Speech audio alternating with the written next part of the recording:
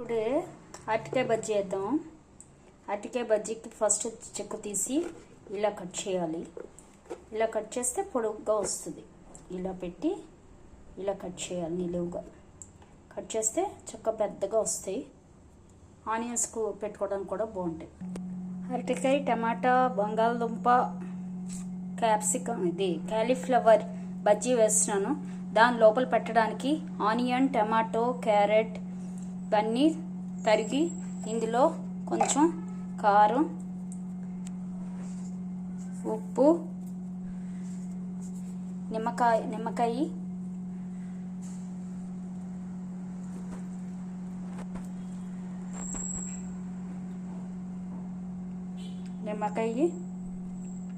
కొంచెం చాట్ మసాలా వేసి దీన్ని పిండి ఉంచుకోవాలి, కలిపి ఉంచుకోవాలి.